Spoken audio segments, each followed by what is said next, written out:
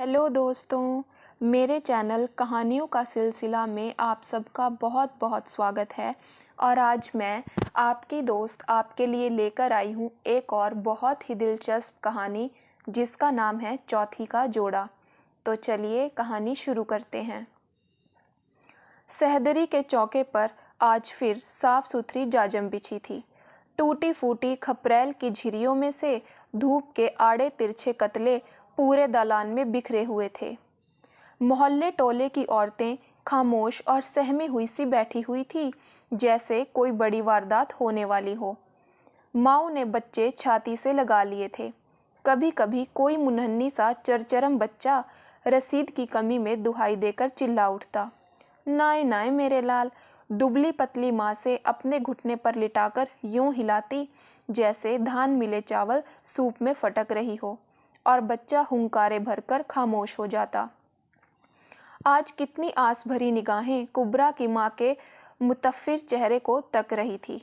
छोटे अर्ज की टूल के 2 पार्ट तो जोड़ लिए गए, मगर अभी सफ़ेद गजी का निशान ब्योंतने की किसी की हिम्मत ना पड़ती थी। काट छांट के मामले में कुबरा की माँ का मर्तबा बहुत ऊंचा था। उनके सूखे सूखे हाथों ने ना जाने कितने जहेज संवारे थे, कितने छठी छूछक तैयार किए थे और कितने ही कफन ब्योंते थे। जहाँ कहीं मोहल्ले में कपड़ा कम पड़ जाता और लाख जतन पर भी ब्योंत ना बैठती, कुबरा की माँ के पास केस लाया जाता। कुबरा की माँ कपड़े के कान निकालती, कलफ तोड़ती, कभी तिकोन बनाती, कभी चौंखुटा करती और दिल ही दिल में कैंची चलाकर आंखों से नाप तोल कर मुस्कुरा उठती। आस्तीन और घेर तो निकल आएगा, गिरेबान के लिए कतरन मेरी बक्ची से ले लो, और मुश्किल आसान हो जाती। कपड़ा तराश कर वो कतरनों की पिंडी बनाकर पकड़ा देती। पर आज तो गजी का टुकड़ा बहुत ही छोटा था और सबको यकीन था कि आज तो कुबरा की माँ की नापतौल हार जाएगी। तभी तो सब दम साधे उनका मुंह ताक रही थी। कुबरा की माँ के पुरइस्तकाल चेहरे पर फिक्र की कोई शक्ल न थी। 4 गज गजी के टुकड़े को वो निगाहों से ब्योंत रही थी।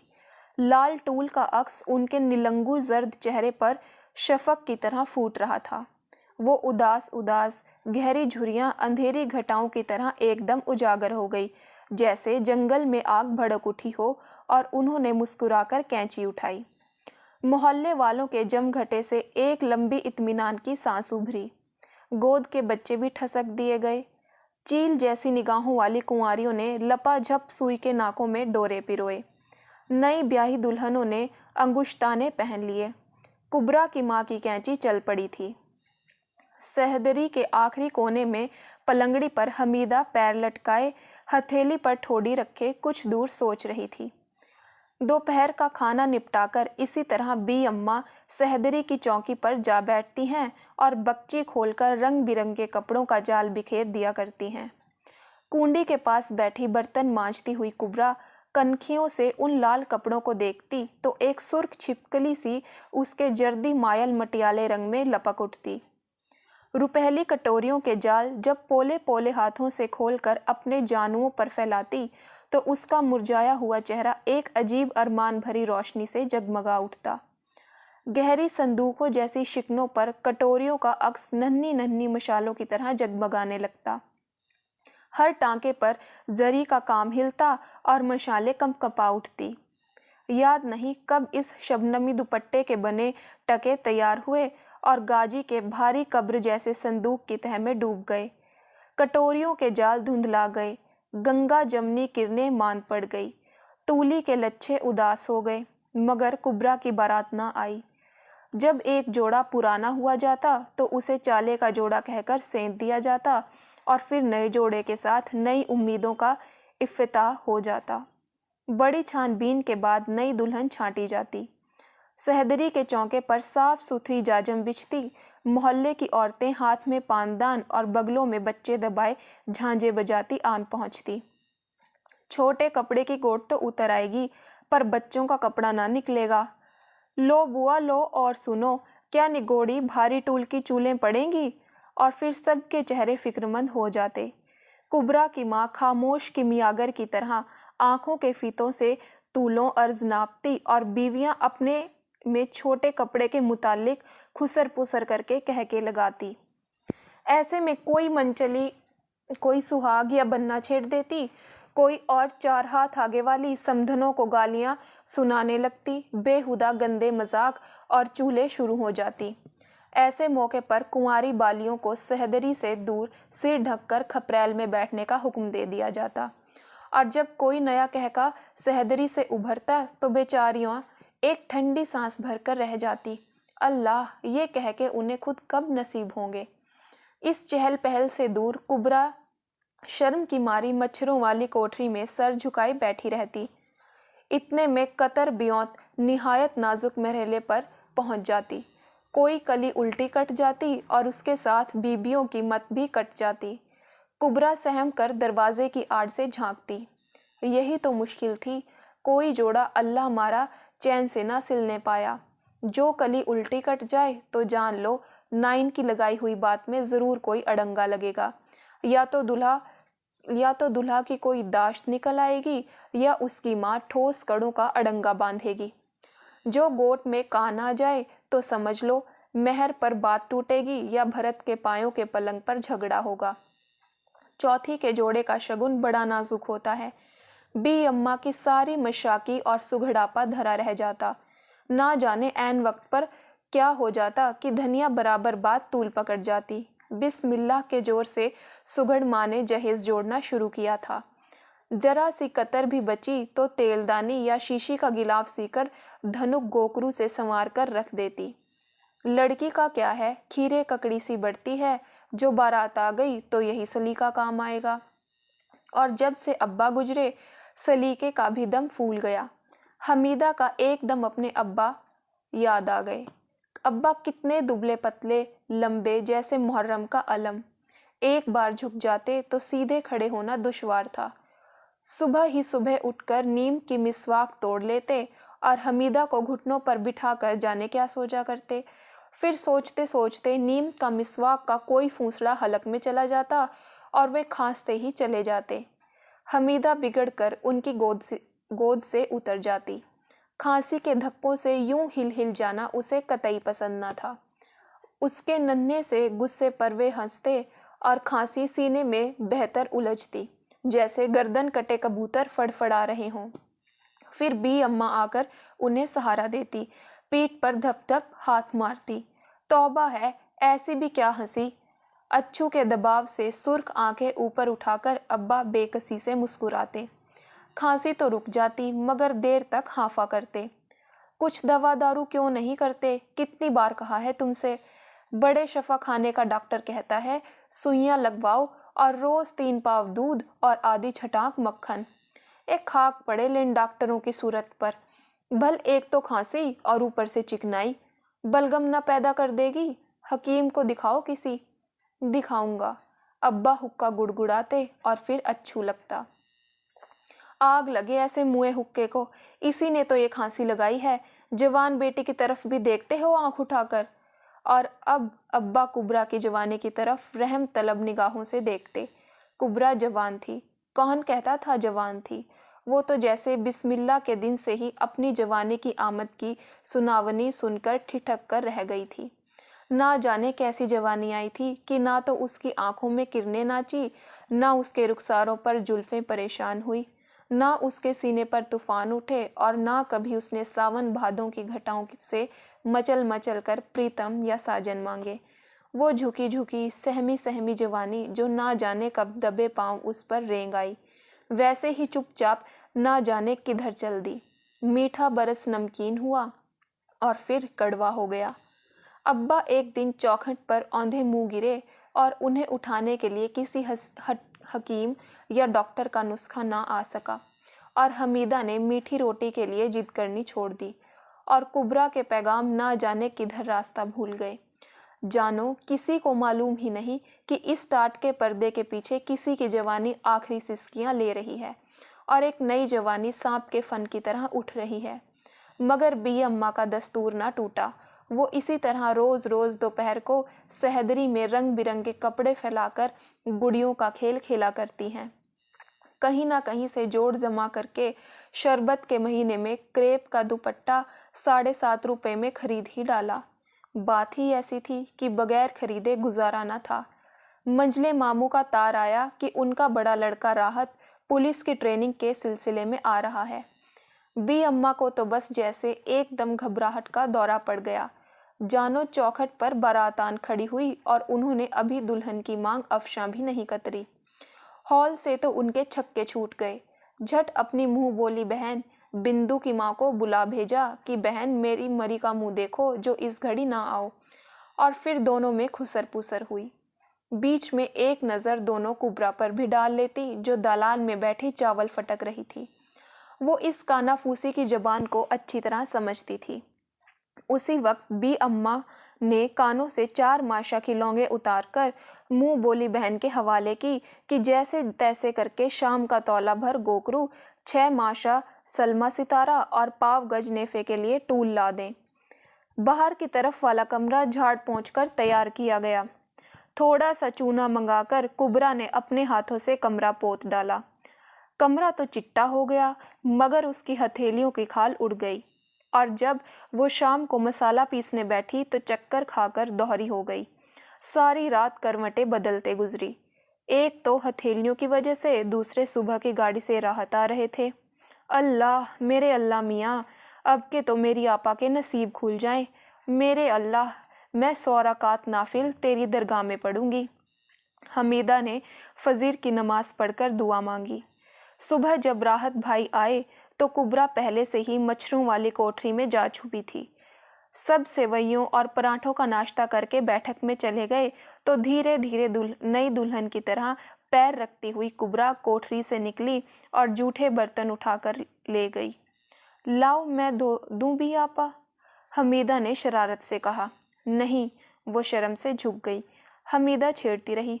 बी अम्मा मुस्कुराती रही और क्रेप के दुपट्टे में लप्पा टांगती रही। जिस रास्ते कान की लौंग गई थी उसी रास्ते फूल पत्ता और चांदी की पाजेब भी चल दी थी और फिर हाथों की 2-2 चूड़ियां भी जो मंझले मामू ने रंडापा उतारने पर दी थी। रूखी सूखी खुद खाकर आए दिन राहत के लिए पराठे तले जाते, कोफ्ते भुना पुलाव महकते। खुद सूखा निवाला पानी से उतारकर वो होने वाले दामाद को गोश्त के लच्छे खिलाती। ज़माना बड़ा ख़राब है बेटी, वो हमीदा को मुंह फुलाए देखकर कहा करती और वो सोचा करती हम भूखे रहकर दामाद को खिला रहे हैं। बी आपा सुबह सवेरे उठकर मशीन की तरह जुट जाती हैं। निहार मुंह पानी का घूंट पीकर राहत के लिए पराठे तलती हैं, दूध औटाती हैं ताकि मोटी सी बालाई पड़े। उसका बस नहीं था कि वो अपनी चर्बी निकाल कर उनके पराठों में भर दे, और क्यों ना करे, आखिर को वह एक दिन उसी का हो जाएगा। जो कुछ कमाएगा उसी की हथेली पर रख देगा। फल देने वाले पौधे को कौन नहीं सींचता। फिर जब एक दिन फूल खिलेंगे और फूलों से लदी हुई डाली झुकेगी तो ये ताना देने वालियों के मुंह पर कैसा जूता पड़ेगा। और उस ख्याल ही से बी आपा के चेहरे पर सुहाग खेल उठता। कानों में शहनाइयाँ बजने लगती और वो राहत भाई के कमरे में पलकों से झाड़ती, उसके कपड़ों को प्यार से तह करती जैसे वह उनसे कुछ कहते हों। वो उनके बदबूदार चूहों जैसे सड़े हुए मोजे धोती, बिसांदी बनियान और नाक से लिपटे हुए रुमाल साफ करती। उसके तेल में चिपचिपाते हुए तकिए के गिलाफ पर स्वीट ड्रीम्स काटती। पर मामला चारों कोने चौकस नहीं बैठ रहा था। राहत सुबह अंडे पराठे डटकर जाता और शाम को आकर कोफ्ते खाकर सो जाता और बी अम्मा की मुंह बोली बहन हाकिमाना अंदाज में खुसर पुसर करती। बड़ा शर्मिला है बेचारा, बी अम्मा तौलिए पेश करती। हाँ ये तो ठीक है, पर भाई कुछ तो पता चले रंग ढंग से, कुछ आंखों से। ए नौज, खुदा ना करे मेरी लौंडिया आंखें लड़ाए, उसका आंचल भी नहीं देखा किसी ने, बी अम्मा फक्र से कहती। ए तो पर्दा तुड़वाने को कौन कहे है। बी आपा के पके मुहासों को देखकर उन्हें बी अम्मा की दूरंदेशी की दाद देनी पड़ती। ए बहन तुम तो सच में बहुत भोली हो, ये मैं कब कहूँ हूँ, ये छोटी निगोड़ी कौन सी बकरीद को काम आएगी। वो मेरी तरफ देखकर हंसती। अरियो नकचड़ी बहनों से कोई बातचीत, कोई हंसी मजाक। अरे चल दीवानी। ए तो मैं क्या करूं खाला, राहत मियाँ से बातचीत क्यों नहीं करती। भैया हमें तो शर्म आती है। हाँ, वो तुझे फाड़ कर थोड़ी खाएगा, बी अम्मा चिढ़कर बोलती। नहीं तो मगर, मैं लाजवाब हो गई और फिर मिसकॉट हुई। बड़ी सोच विचार के बाद खली के कबाब बनाए गए। आज बी आपा भी कई बार मुस्कुरा पड़ी। चुपके से बोली, देख हंसना नहीं, नहीं तो सारा खेल बिगड़ जाएगा। नहीं हंसूंगी, मैंने वादा किया। खाना खा लीजिए, मैंने चौकी पर खाने की सेनी रखते हुए कहा। फिर जो पार्टी के नीचे रखे हुए लोटे से हाथ धोते वक्त मेरी तरफ सिर से पांव तक देखा तो मैं भागी वहां से। अल्लाह तौबा, क्या खूनी आंखें हैं। जा निगोड़ी मरी, अरे देख तो सही वो कैसा मुंह बनाते हैं। सारा मज़ा किरकिरा हो जाएगा। आपा बी ने एक बार फिर मेरी तरफ देखा। उनकी आंखों में इल्तिजा थी, लुटी हुई बारातों का गुब्बार था और चौथी के पुराने जोड़ों की मंद उदासी। मैं सिर झुकाए फिर खंबे से लगकर खड़ी हो गई। राहत खामोश खाते रहे, मेरी तरफ न देखा। खली के कबाब खाते देखकर मुझे चाहिए था कि मजाक उड़ाऊं, कह के लगाऊं कि वाह जी वाह दुल्हा भाई, खली के कबाब खा रहे हो, मगर जानो किसी ने मेरा नरखरा दबोच लिया हो। बी अम्मा ने मुझे जलकर वापस बुलाया और मुंह ही मुंह मुझे कोसने लगी। अब मैं उनसे क्या कहती कि वो मज़े से खा रहा है कमबख्त। राहत भाई कोफ्ते पसंद आए, बी अम्मा के सिखाने पर मैंने पूछा। जवाब नदारद, बताइए ना। अरे ठीक से जाकर पूछ, बी अम्मा ने टहोका दिया। आपने लाकर दिए और हमने खाए, मज़ेदार ही होंगे। अरे वारे जंगली, बी अम्मा से रहा ना गया। तुम्हें पता भी ना चला क्या मज़े लेकर खली के कबाब खा गए। खली के? अरे तो रोज़ काहे के होते हैं, मैं तो आदी हो चला हूँ खली और भूसा खाने का। बी अम्मे का मुंह उतर गया। बी अम्मा की झुकी हुई पलकें ऊपर ना उठ सकी। दूसरे रोज़ बी आपा ने रोज़ाना से दोगुनी सिलाई की और फिर जब शाम को मैं खाना लेकर गई तो बोले, कहिए आज क्या लाई हैं। आज तो लकड़ी के बुरादे की बारी है। क्या हमारे यहाँ का खाना आपको पसंद नहीं आता? मैंने जलकर कहा। ये बात नहीं, कुछ अजीब सा मालूम होता है, कभी खली के कबाब तो कभी भूसे की तरकारी। मेरे तन बदन में आग लग गई। हम सूखी रोटी खाकर इसे हाथी की खुराक दें, घी टपक तप पराठे ठुसाएं, मेरी बियापा को जुशांदा नसीब नहीं और इसे दूध मलाई निगलवाएं। मैं भन्ना कर चली आई। बी अम्मा की मुंह बोली बहन का नुस्खा काम आ गया और राहत ने दिन का ज्यादा हिस्सा घर में ही गुजारना शुरू कर दिया। बी आपा तो चूल्हे में झुकी रहती, बी अम्मा चौथी के जोड़े सियां करती और राहत की गलीज आंखों के तीर मेरे दिल में चुभा करते। बात बेबात छेड़ना, खाना खिलाते वक्त कभी पानी को, कभी नमक के बहाने, कभी साथ साथ जुमलेबाजी। मैं खिसिया कर बी आपा के पास जा बैठती। जी चाहता किसी दिन साफ कह दूं कि किसकी बकरी और कौन डाले दाना। घास, ए बी, मुझसे तुम्हारा ये बैल ना नाथा जाएगा। मगर बी आपा के उलझे हुए बालों पर चूल्हे की उड़ती हुई राख नहीं, मेरा कलेजा धक से हो गया। मैंने उनके सफ़ेद बाल लट के नीचे छुपा दिए। नास जाए इस कमबख्त नजले का, बेचारी के बाल पकने शुरू हो गए। राहत ने फिर किसी बहाने मुझे पुकारा। मैं जल गई, पर बी आपा ने कटी हुई मुर्गी की तरह जो पलट कर देखा तो मुझे जाना ही पड़ा। आप हमसे खफा हो गई? राहत ने पानी का कटोरा लेकर मेरी कलाई पकड़ ली। मेरा दम निकल गया और भागी तो हाथ झटक कर। क्या कह रहे थे? बी आपा ने शर्मो हया से घुटी आवाज में कहा। मैं चुपचाप उनका मुंह तकने लगी। कह रहे थे किसने पकाया है खाना? वाह वाह, जी चाहता है खाता ही चला जाऊं, पकाने वाली के हाथ खा जाऊं। ओह नहीं, खा नहीं जाऊं बल्कि चूम लूं। मैंने जल्दी जल्दी कहना शुरू किया और बी आपा का खुरदुरा हल्दी धनिया की बसान में सड़ा हुआ हाथ अपने हाथ से लगा लिया। मेरे आंसू निकल आए। ये हाथ, मैंने सोचा, जो सुबह से शाम तक मसाला पीसते हैं, पानी भरते हैं, प्याज काटते हैं, बिस्तर बिछाते हैं, जूते साफ करते हैं, ये बेकस गुलाम की तरह सुबह से शाम तक जुटे ही रहते हैं। इनकी बेगार कब खत्म होगी? क्या इनका कोई खरीदार ना आएगा? क्या इन्हें कभी प्यार से न चूमेगा? क्या इनमें कभी मेहंदी न रचेगी? क्या इनमें कभी सुहाग का इत्र ना बसेगा? जी चाहा जोर से चीख पड़ूं। और क्या कह रहे थे? बी आपा के हाथ तो इतने खुरदुरे थे, पर आवाज़ इतनी रसीली और मीठी थी कि राहत के अगर कान होते तो मगर राहत के तो कान न थे न नाक, बस दोजख जैसा पेट था। और कह रहे थे, बी आपा से कहना कि इतना काम ना किया करें और जो शांदा पिया करें। चल झूठी। अरे वाह, झूठे होंगे आपके वो। अरे चुप मुर्दार, उन्होंने मेरा मुंह बंद कर दिया। देख तो स्वेटर बुन गया है, उन्हें दिया। पर देख, तुझे मेरी कसम, मेरा नाम ना लीजो। नहीं बी आपा, उन्हें ना दो वो स्वेटर। तुम्हारी इन मुट्ठी भर हड्डियों को स्वेटर की कितनी ज़रूरत है। मैंने कहना चाहा पर ना कह सकी। आपा भी, तुम खुद क्या पहनोगी। अरे मुझे क्या ज़रूरत, चूल्हे के पास तो वैसे ही झुलसन रहती है। स्वेटर देखकर राहत ने अपनी एक आईब्रो शरारत से ऊपर तान कर कहा, क्या ये स्वेटर आपने बुना है। नहीं तो भाई हम नहीं पहनेंगे। मेरा जी चाहा कि उसका मुंह नोच लूं। कमीने मिट्टी के लौंदे, ये स्वेटर उन हाथों ने बुना है जो जीते जागते गुलाम हैं। इसके एक एक फंदे में किसी नसीबों जली के अरमानों की गर्दनें फंसी हुई हैं।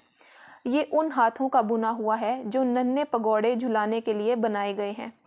उनको थाम लो गधे कहीं के, और ये जो पतवार बड़े से बड़े तूफान के थपेड़ों से तुम्हारी जिंदगी की नाव को बचाकर पार लगा देंगे। ये सितार की गत ना बजा सकेंगे, मणिपुरी और भरतनाट्यम की मुद्रा ना दिखा सकेंगे। इन्हें पियानो पर रक्स करना नहीं सिखाया गया, इन्हें फूलों से खेलना नहीं नसीब हुआ, मगर ये हाथ तुम्हारे जिस्म पर चर्बी चढ़ाने के लिए सुबह शाम सिलाई करते हैं, साबुन और सोडे में डुबकियां लगाते हैं, चूल्हे की आंच सहते हैं, तुम्हारी गलास्तें धोते हैं। इनमें चूड़ियां नहीं खनकती हैं। इन्हें कभी किसी ने प्यार से नहीं थामा, मगर मैं चुप रही। बी अम्मा कहती हैं, मेरा दिमाग तो मेरी नई नई सहेलियों ने खराब कर दिया है। वो मुझे कैसी नई नई बातें बताया करती हैं, कैसी डरावनी मौत की बातें, भूख और काल की बातें, धड़कते हुए दिल के एकदम चुप हो जाने की बातें। ये स्वेटर तो आप ही पहन लीजिए, देखिए ना आपका कुर्ता कितना बारीक है। जंगली बिल्ली की तरह मैंने उसका मुंह, नाक, गिरेबान नोच डाले और अपनी पलंगड़ी पर जा गिरी। बी आपा ने आखिरी रोटी डालकर जल्दी जल्दी तसले में हाथ धोए और आंचल से पोंछती मेरे पास आ बैठी। वो बोले। उनसे ना रहा गया तो धड़कते हुए दिल से पूछा, बी आपा, ये राहत बाई बड़े खराब आदमी हैं। मैंने सोचा मैं आज सब कुछ बता दूंगी। क्यों? वो मुस्कुराई। मुझे अच्छे नहीं लगते, देखिए मेरी सारी चूड़ियां चूर हो गई। मैंने कांपते हुए कहा। बड़े शरीर हैं, उन्होंने रोमांटिक आवाज़ में शर्मा कर कहा। बी आपा सुनो, बी आपा, ये राहत अच्छे आदमी नहीं, मैंने सुलग कर कहा। आज मैं बी अम्मा से कह दूंगी। क्या हुआ? बी अम्मा ने जानमाज बिछाते हुए कहा। देखिए मेरी चूड़ियां बी अम्मा। राहत ने तोड़ डाली। बी अम्मा मसरत से चहक कर बोली, हाँ खूब किया, तू उसे सताती भी तो बहुत है। है तो दम काहे को निकल गया, बड़ी मोम की नमी हुई हो कि हाथ लगाया और पिघल गई। फिर चुमकाकर बोली, खैर तू भी चौथी में बदला ले लीजो, कसर निकाल लियो कि याद ही करे मियाँ जी। यह कहकर उन्होंने नियत बांध ली। मुंह बोली बहन से फिर कॉन्फ्रेंस हुई और मामले को उम्मीद अफजा रास्ते पर गामजन देखकर अजहद खुशनुदी से मुस्कुराया गया। हाँ, तू तो बड़ी ही ठस है। हम तो अपने बहनोइयों का खुदा की कसम नाक में दम कर दिया करते थे, और वो मुझे बहनोइयों से छेड़छाड़ के हथकंडे बताने लगी कि किस तरह सिर्फ छेड़छाड़ के तीरंदाज नुस्खों से उन दो मेरी बहनों की शादी कराई, जिनकी नाव पार लगने के सारे मौके हाथ से निकल चुके थे। एक तो उनमें से हकीम जी थे, जहां बेचारे को लड़कियां बालियां छेड़ती शर्माने लगते और शर्माते शर्माते एकते लाश के दौरे पड़ने लगते, और एक दिन मामू साहब से कह दिया कि मुझे गुलामी में ले लीजिए। दूसरे वाइसरॉय के दफ्तर में क्लर्क थे, जहां सुना है कि बाहर आए हैं लड़कियां छेड़ना शुरू कर देती हैं। कभी गिलौरियों में मिर्चें भरकर भेज दें, कभी सेवइयों में नमक डालकर खिला दिया। लो वो तो रोज आने लगे, आंधी आए पानी आए, क्या मजाल जो वो ना आए। आखिर एक दिन कहलवा ही दिया। अपने एक जान पहचान वाले से कहा कि उनके यहाँ शादी करा दो। पूछा कि भाई किससे? तो कहा किसी से भी करा दो, और खुदा झूठ ना बुलवाए तो बड़ी बहन की सूरत थी कि देखो तो जैसे बेंचा चला आता है। छोटी सी बस, सुभान अल्लाह, एक आंख पूरब तो दूसरी पश्चिम। 15 तोले सोना दिया बाप ने और साहब के दफ्तर में नौकरी अलग दिलवाई। हाँ भाई, जिसके पास 15 तोले सोना हो और बड़े साहब के दफ्तर की नौकरी, उसे लड़का मिलते देर लगती है। बी अम्मा ने ठंडी सांस भरकर कहा, ये बात नहीं है बहन, आजकल लड़कों का दिल बस थाली का बैंगन होता है, जिधर झुका दो उधर ही लुढ़क जाएगा। मगर राहत तो बैंगन नहीं, अच्छा खासा पहाड़ है, झुकाव देने पर कहीं मैं ही ना फंस जाऊं, मैंने सोचा। फिर मैंने आपा की तरफ देखा, वो खामोश दहलीज पर बैठी आटा गूंथ रही थी और सब कुछ सुनती जा रही थी। उनका बस चलता तो जमीन की छाती फाड़कर अपने कुंवारेपन की लानत समेट कर इसमें समा जाती। क्या मेरी आपा मर्द की भूखी हैं? नहीं, भूख के एहसास से वो पहले ही सहम चुकी हैं। मर्द का तसव्वुर इनके मन में एक उमंग बनकर नहीं उभरा, बल्कि रोटी कपड़े का सवाल बनकर उभरा है। वो एक बेवा की छाती का बोझ हैं, इस बोझ को ढकेलना ही होगा। मगर इशारों कनायों के बावजूद भी राहत मियाँ ना तो खुद मुंह से फूटे और ना उनके घर से पैगाम आया। थक हार कर बी अम्मा ने पैरों के तोड़े गिरवी रखकर पीर मुश्किल कुशा की नियाज डाली। दोपहर भर मोहल्ले टोले की लड़कियां सहन में उधम मचाती रही। बी आपा शर्माती लजाती मच्छरों वाली कोठरी में अपने खून की आखिरी बूंदें चुसाने को जा बैठी। बी अम्मा कमजोरी में अपनी चौकी पर बैठी चौथी के जोड़े में आखिरी टांके लगाती रही। आज उनके चेहरे पर मंजिलों के निशान थे। आज मुश्किल कुशाई होगी, बस आंखों की सुइयां रह गई हैं, वो भी निकल जाएंगी। आज उनकी झुर्रियों में फिर मुश्किल थरथरा रही थी। बी आपा की सहेलियां उनको छेड़ रही थी और वो खून की बची खुची बूंदों को ताव में ला रही थी। आज कई रोज से उनका बुखार नहीं उतरा था। थके हारे दिए की तरह उनका चेहरा एक बार टिमटिमाता और फिर बुझ जाता। इशारे से उन्होंने मुझे अपने पास बुलाया। अपना आंचल हटाकर नियाज के मलीदे को तश्तरी मुझे थमा दी। इस पर मौलवी साहब ने दम दिया है। उनकी बुखार से दहकती हुई गरम गरम सांसें मेरे कान में लगी। तश्तरी लेकर मैं सोचने लगी, मौलवी साहब ने दम दिया है। ये मुकद्दस मलीदा अब राहत के पेट में झोंका जाएगा। वो तंदूर जो 6 महीनों से हमारे खून के छींटे से गर्म रखा गया है, ये दम किया हुआ मलीदा मुराद बर लाएगा। मेरे कानों में शादियाने बजने लगे। मैं भागी भागी कोठे से बारात देखने जा रही हूँ। दूल्हे के मुंह पर लंबा सा सहरा पड़ा है जो घोड़े की अयालों को चूम रहा है। चौथी का शहानी जोड़ा पहने, फूलों से लदी, शर्म से निढाल, आहिस्ता आहिस्ता कदम तोलती हुई बी आपा चली आ रही हैं। चौथी का जरतार जोड़ा झिलमिल कर रहा है। बी अम्मा का चेहरा फूल की तरह खिला हुआ है। बी आपा की हया से बोझिल निगाहें एक बार ऊपर उठती हैं। शुक्राने का एक आंसू ढलक कर अफशा के जरों में कुमकुमे की तरह उलझ जाता है। ये सब तेरी मेहनत का फल है, बी आपा कह रही हैं। हमीदा का गला भर आया। जाओ ना मेरी बहनों। बी आपा ने उसे जगा दिया और चौंक कर ओढ़नी के आंचल से आंसू पोंछती ड्योढ़ी की तरफ बढ़ी। ये मलीदा, उसने उछलते हुए दिल को काबू में रखते हुए कहा।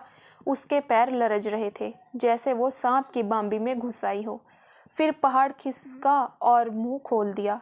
वो एक कदम पीछे हट गई, मगर दूर कहीं बारात की शहनाइयों ने चीख लगाई जैसे कोई दिन का गला घोंट रहा हो।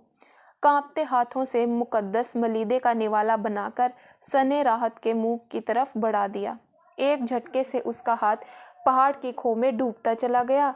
नीचे तफुन और तारीफी की अथाह गहराइयां में एक बड़ी सी चट्टान उसकी चीख को घोटा।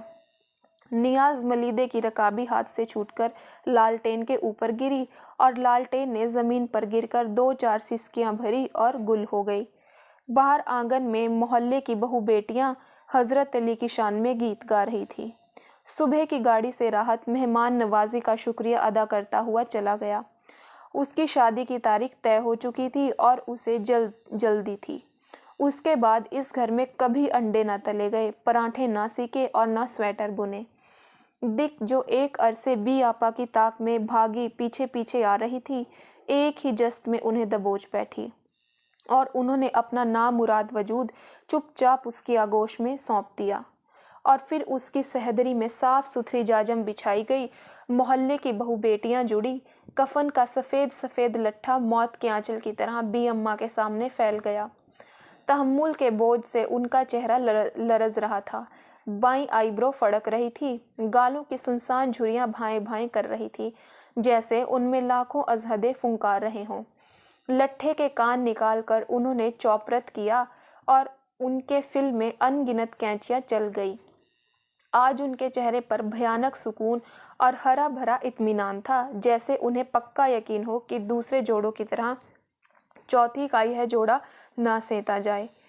एकदम सहदरी में बैठी लड़कियां बालियां मैनाओं की तरह चहकने लगी।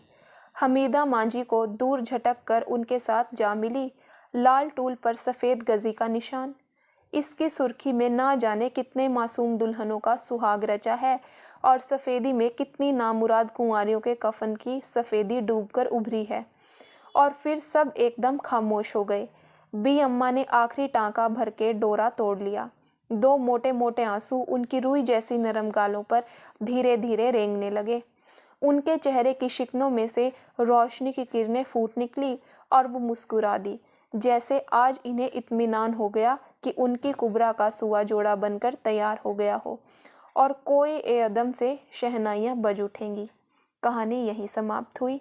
दोस्तों, आपको यह कहानी कैसी लगी कमेंट बॉक्स में ज़रूर बताइएगा और मेरी वीडियो को लाइक और शेयर करना बिल्कुल मत भूलिएगा और बेल आइकन भी ज़रूर प्रेस कीजिएगा ताकि हर आने वाली नई कहानी की नोटिफिकेशन आपको सबसे पहले मिले। और मेरा चैनल भी ज़रूर सब्सक्राइब कीजिएगा। और जिन मेरे प्यारे दोस्तों ने मेरे चैनल को सब्सक्राइब किया है उन सब का बहुत बहुत धन्यवाद। आप सब ऐसे ही अपना प्यार दिखाते रहें और मेरा हौसला बढ़ाते रहें।